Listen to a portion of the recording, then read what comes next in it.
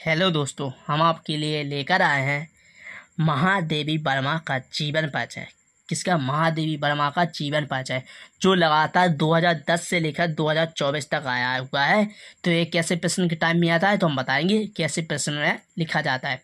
प्रश्न कैसा आता है बोर्ड परीक्षा में, हमसे कैसा पूछा जाता है। देखो ये लिखा है प्रश्न, तो हम पढ़ेंगे महादेवी वर्मा का संक्षिप्त जीवन परिचय। क्या? महादेवी वर्मा का संक्षिप्त जीवन परिचय देते हुए उनकी कृतियों पर प्रकाश डालिए। इसमें क्या जीवन परिचय लिखना है और क्या उनकी कृतियों पर प्रकाश डालना है, मतलब प्रकाश भी डालना है, कृतियों भी लिखनी पड़ेंगी।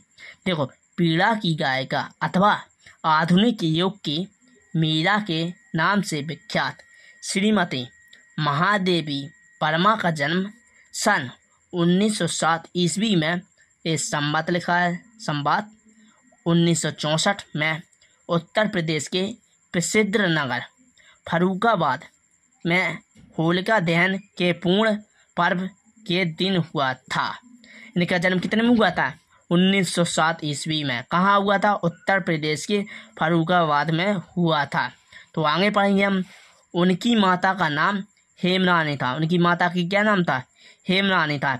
वे साधारण कवित्री थीं। वे क्या? साधारण कवित्री थी। उनके नाना जी ब्रजभाषा में कविता करते थे। किस में कविता करते थे? ब्रजभाषा में।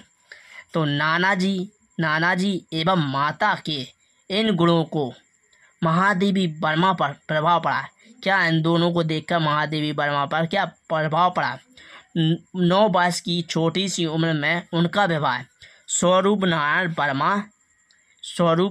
वर्मा से हो गया। इनका विवाह किससे हो गया? स्वरूप नारायण वर्मा से। कितनी वर्ष की उम्र में? 9 वर्ष की उम्र में।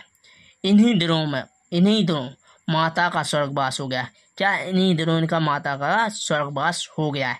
इन्होंने मैट्रिक से लेकर एमए तक की परीक्षाएं प्रथम श्रेणी में उत्तीर्ण की है। इन्होंने क्या?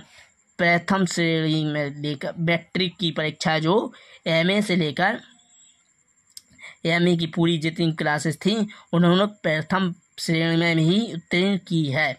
महादेवी वर्मा जी का स्वर्गवास 11 सितंबर सन 1987 ईस्वी में हो गया। ये संवत लिखा है 2044, इतने में हुआ था। तो महादेवी वर्मा जी की हम पढ़ेंगे कृतियाँ। क्या है महादेवी वर्मा जी की कृतियाँ? तो पहला क्या है? नीहर। इस काव्य संकलन में भावमय संकलित गीत है। क्या? इसमें भावमय संकलित क्या गीत है? भावमय संकलित गीत है। उनमें वेदना का स्वर है। उसमें क्या? वेदना का स्वर है। दूसरा पढ़ेंगे। दूसरा क्या है? रश्मि। इस संग्रह में आत्मा परमात्मा के मधुर संबंधों पर आधारित है। इसमें क्या? आत्मा और परमात्मा के मधुर संबंधों पर आधारित है। तो हम आगे भी पढ़ेंगे, इनका लिखा हुआ है। तो हम आगे पढ़ेंगे नीरजा। क्या है? नीरजा। इसमें कृति प्रधान गीत संकलित है। इन गीतों में सुख दुख को अनुभूतियों को वाणी मिली है। क्या? इसमें सुख दुख को अनुभूतियों की वाणी मिली है। तो चौथा रहा संध्या गीत। जो क्या है? संध्या गीत।